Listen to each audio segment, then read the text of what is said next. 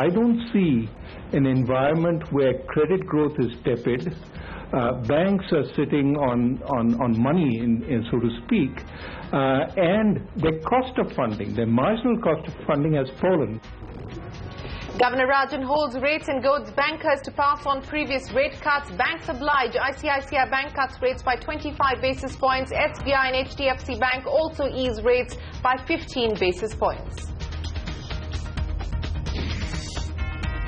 RBI moves to liberalize the bond markets will allow Indian companies to sell rupee-denominated bonds in overseas markets under the external commercial borrowing banner. Announces steps to encourage retail participation in the domestic market for government securities. Bank stocks remain subdued on the Lal Street after RBI status quo policy, but a dramatic late recovery lifts spirits. Major indices end the day with marginal gains. Mid-caps outperformed. The rupee weakens marginally against the dollar. More scrutiny on realtors. The cabinet clears the decks to create a regulator for the sector. The watchdog will address consumer grievances within 60 days. Penal provisions will be initiated against realtors who violate the rules. The National Green Tribunal cracks the whip as it fights air pollution in the capital. Asks the governments of Delhi, Haryana and UP to submit details of diesel vehicles that are over 10 years old and petrol vehicles that are over 15 years old. TRF के अंदर जो राज्यों के अंदर पैसे हैं 75% राशि भारत सरकार की है। आप तुरंत पीड़ित किसानों को राहत देना शुरू, क्योंकि आपदा जब आती है तो राहत महत्वपूर्ण विषय होता है। 114 lakh hectares of farmland have been hit by unseasonal rains, says Agriculture Minister Radhamohan Singh. Assures that centre will provide adequate compensation to farmers before the end of this month. Within a year, highest record 30 kilometer तक जाने का हमारा target है.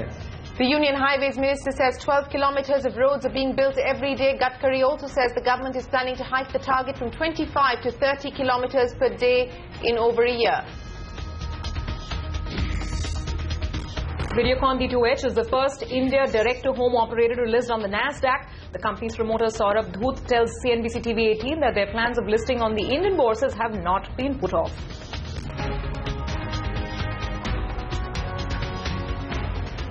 Well, it's raining rate cuts, but not from the Reserve Bank. Bankers have finally obliged after the Reserve Bank governor prodded them to cut rates. Good evening. Thanks very much for joining us on India Business Hour. Well, Surbhi, it's raining rate cuts and it's raining news. Absolutely. What a busy evening it's been, and quite a dramatic turnaround from all those top bankers finally coming around to the rate cuts by the evening. Also some crucial decisions by the cabinet and lots more to discuss today. Absolutely. But first, let's go straight to the top story that we've been tracking this evening. The Reserve Bank governor left key policy rates unchanged, but prodded banks to pass on the previous rate cuts to consumers, and banks have finally obliged. India's largest lender, State Bank of India, was the first to heed to the Reserve Bank's call. It's cut lending rates by reducing the base rate by 15 basis points to 9.85%. This rate cut will come into effect from the 10th of April. Not to be left behind, HDFC Bank also announced a rate cut. In fact, minutes after SBI's decision, HDFC Bank cut its base rate by 15 basis points to 9.85%. However, this rate cut will come into effect on the 13th of April.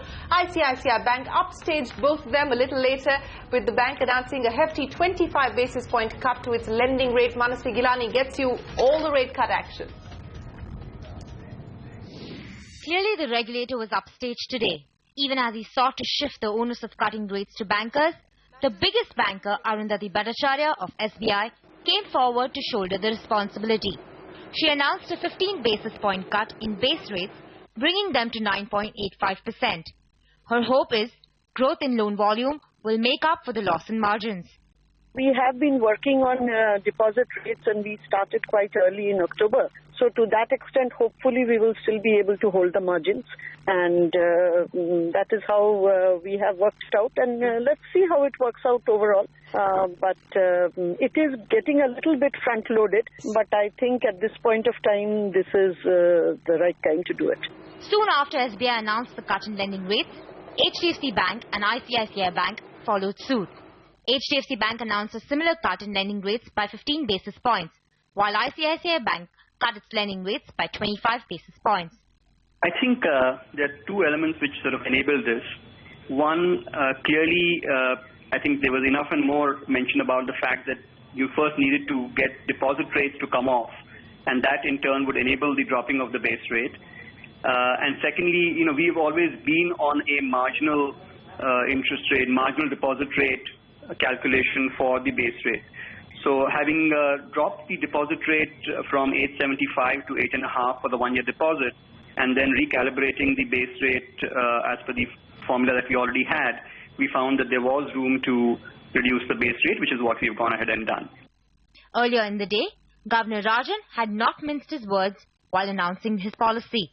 He defended his status quo policy by saying he wants to see transmission. Given that there has been also very little transmission so far from the rate cuts that we effected at the beginning of the year and in March, we're waiting to see transmission taking place. Will the cut in rates hurt SBI's margins?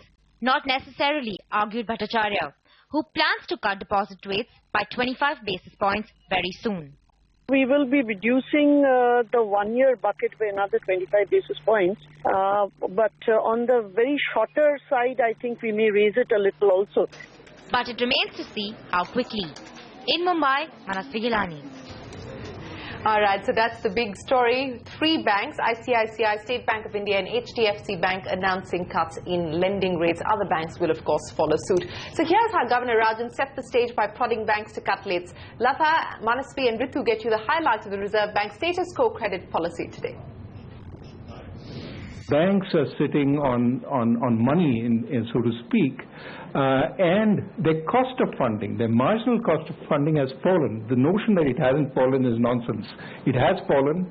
That was the RBI governor pointedly saying he has done his bit on cutting rates. It's now for the banks to pass them on to consumers. For now, the governor has left repo and CRR unchanged. But will he cut them later? Looks unlikely going by the math. The governor sees inflation at 5.8% by March 2016, and he wants savers to get 1.5% to 2% over and above inflation. At 5.8 plus 1.75, by your own arithmetic, there isn't any scope for cuts. Well, if I wanted to be hawkish, I'd say 5.8 plus 2. If I wanted to be dovish, I'd say 5.8 plus 1.5. So there is room if we want to look for it. We just need all the other pieces to fit into it. Clearly, by his own math, he sees at best one more cut. Nor is the governor very bullish on growth. He expects GDP to rise this year to 7.8% and to 8.1% in FY17. On inflation, he does expect CPI to dip to 4% by August, but only on base pressures. He added he will look through such dips. When we say we're looking through base effects and seasonal effects, it means two things. One, the seasonal price rise as a result of vegetable prices, as well as perhaps because of weather disturbances, is something we can look through. So we're looking through the ups as well as the downs to try and see whether the incremental inflation is down to a level where we have the ability to accommodate. So what will RBI watch out for future action?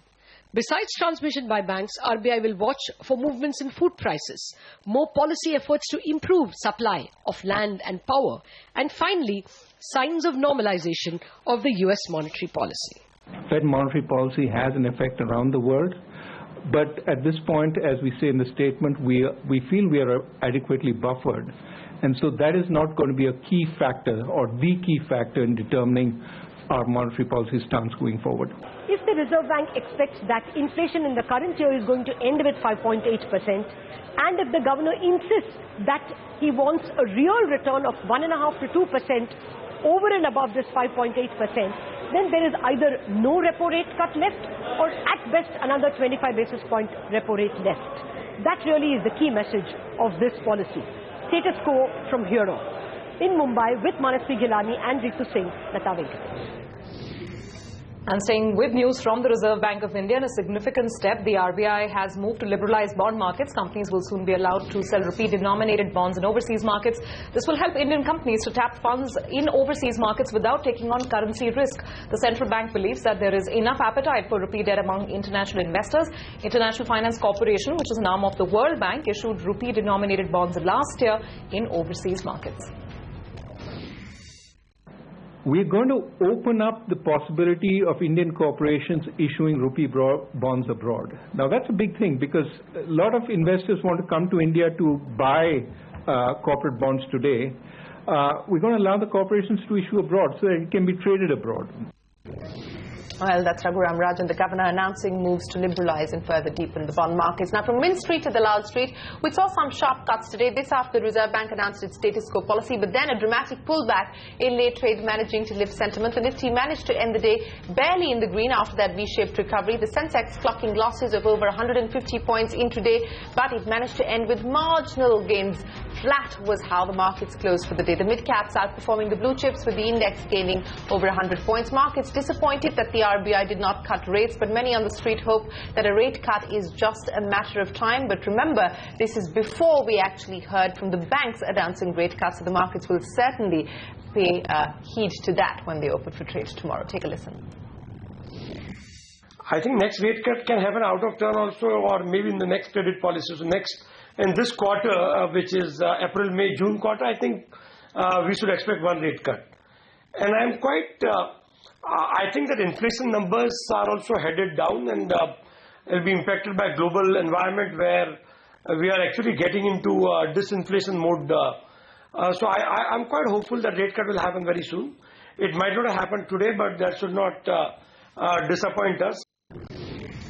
All right, from the Lal Street, let's quickly move to Mint Street. The rupee weakened in trade today marginally against the dollar. It finally ended the day at 62.31. That's a loss of about 7 paise. And staying with markets, the first divestment exercise of FY16 will take place tomorrow. The government has set a floor price of 315 rupees a share for REC offer for sale. This is a 2% discount to today's closing price of 321 rupees a share. So that's something to watch out for tomorrow. But the other big story tonight, the Cabinet has approved amendments to the Real Estate Regulator Bill, which has been pending in the Rajya Sabha for a while now. These amendments take into account the recommendations made by the Standing Committee and various stakeholders. Commercial real estate has also been brought under the ambit of the bill. And in what could be great news for home buyers, promoters, that's developers, will not be allowed to make any changes to the plan or the structural designs without the consent of 2/3 of the consumers who have an interest in the project. States will also be given a 1-year time period to draw up guidelines for the state's own regulatory body. The bill also proposes strong punitive action against developers if guidelines are violated. The regulatory authorities will also get the power to cancel the registration of projects in case of persistent violations. So this is certainly good news as far as consumers are concerned. Urban Development Minister Venkaiah Naidu believes the amended bill will help address some of the key issues that are currently ailing the real estate sector. Listen in. इस देश में real estate sector तेजी से आगे बढ़ रहे हैं। Regulation ना होने के कारण से बहुत इलाके में शिकायतें आ रहे हैं।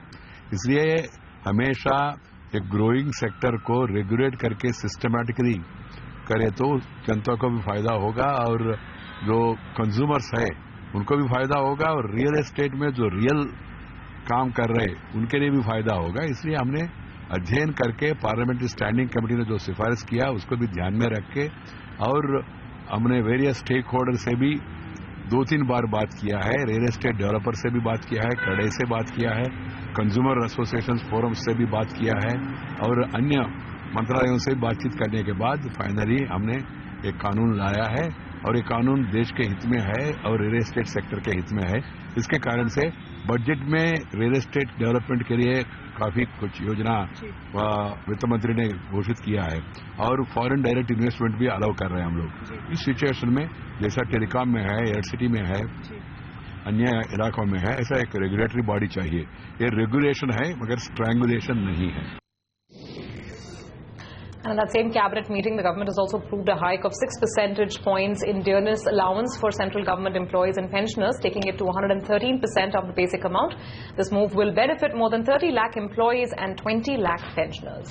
That's good news coming in there as far as government employees are concerned. Now moving on, the National Green Tribunal has taken the fight against air pollution in the capital up a notch.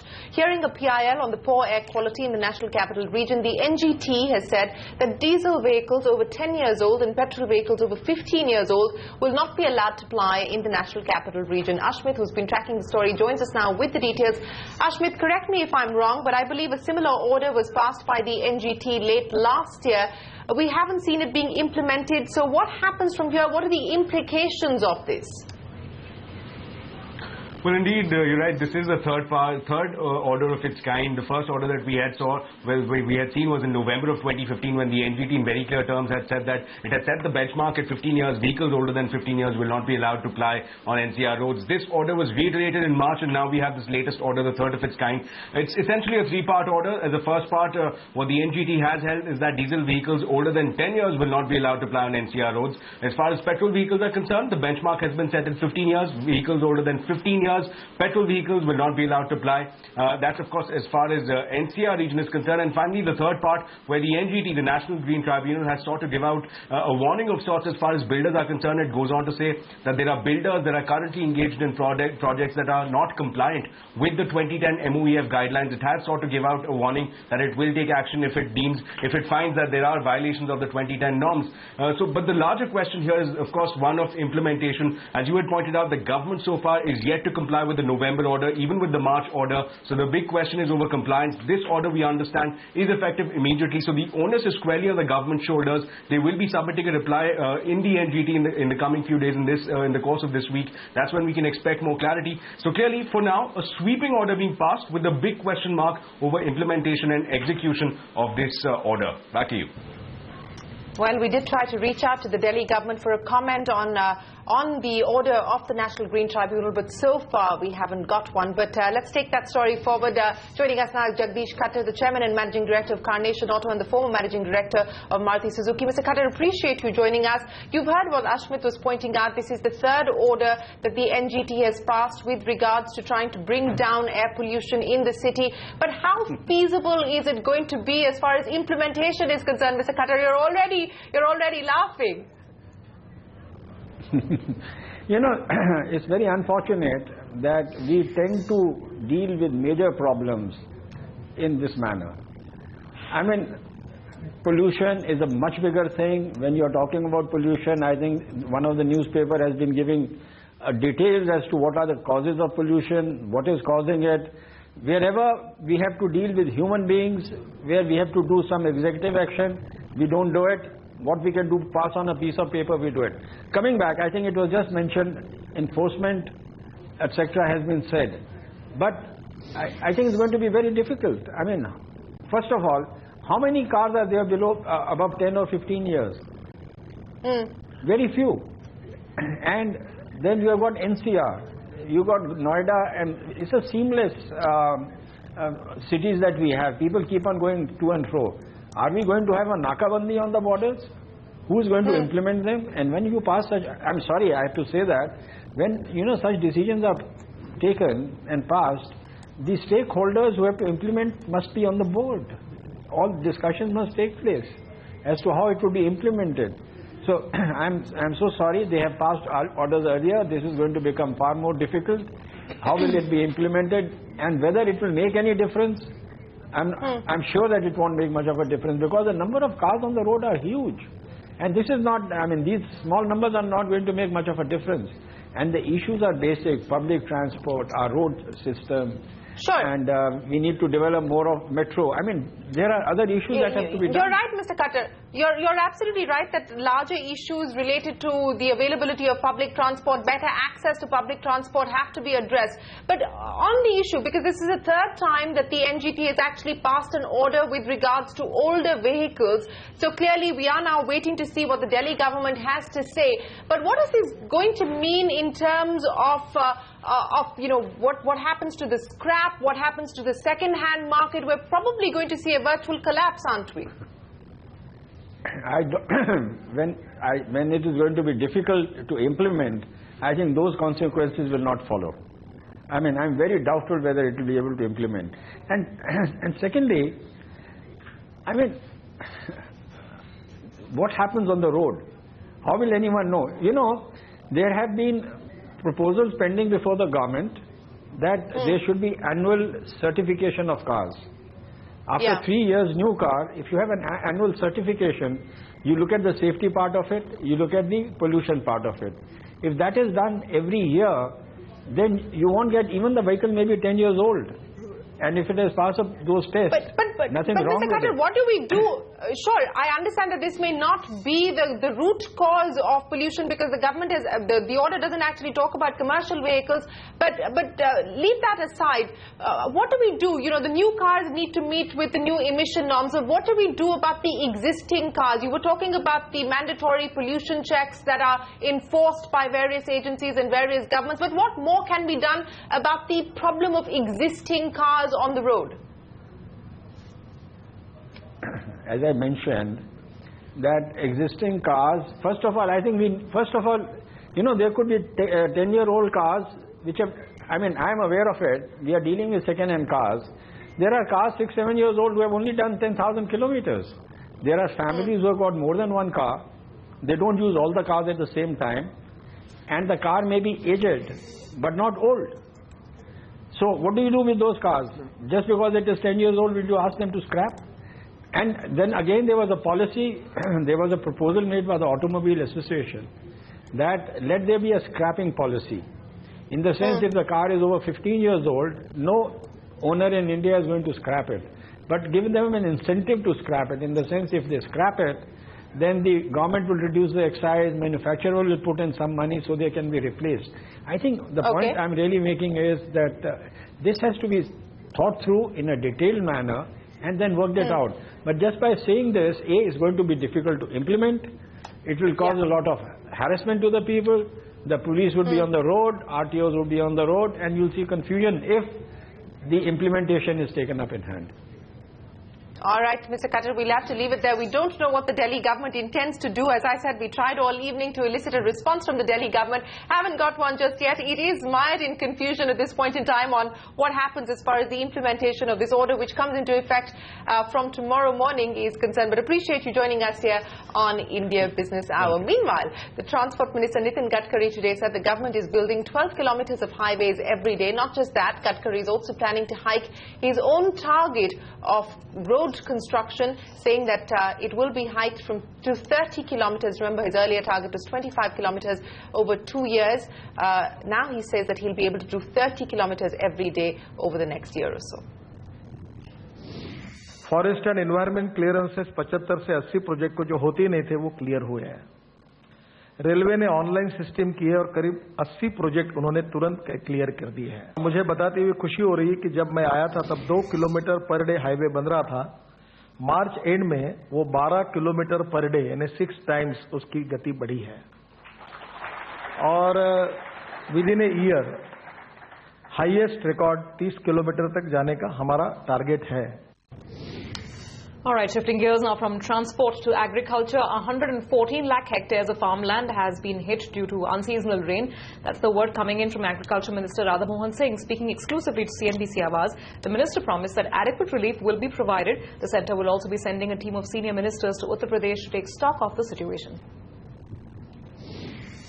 राज्य सरकारों को हमने एक पत्र दिया कि नियम यह है कि वहां से पूरा मेमोरेंडम आएगा और तब अंतर्मंत्रालय टीम जाएगा, आकलन होगा कि कितना नुकसान हुआ है। लेकिन हमने पत्र राज्यों को दिया कि एसडीआरएफ के अंदर जो राज्यों के अंदर पैसे हैं 75% राशि भारत सरकार की है।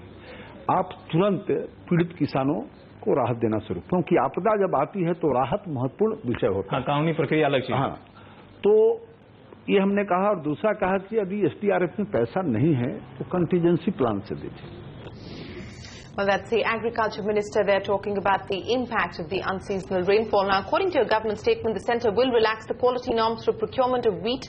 Haryana, Rajasthan and Uttar Pradesh governments have been asked to test samples of wheat jointly with the FCI so that appropriate relaxation and quality norms can be considered. Remember, Congress President Sonia Gandhi had written to the Union Minister for Public Distribution, Ram Vilas Paswan, after the FCI rejected rain-damaged crop from farmers. So that is the latest they're coming in from the centre, the directive to the FCI. Well, on that note, it is time for us to wrap up this edition of India Business Hour. It's been an action-packed day, status quo policy from the Reserve Bank, but banks paying heed to what the governor asked them to do, transmitting the cuts to consumers. We've got 3 banks announcing rate cuts. More will follow suit. Join in when we resume market trading action right here on CNBC TV 18 tomorrow morning. Till then, from all of us here, goodbye. Many thanks for watching.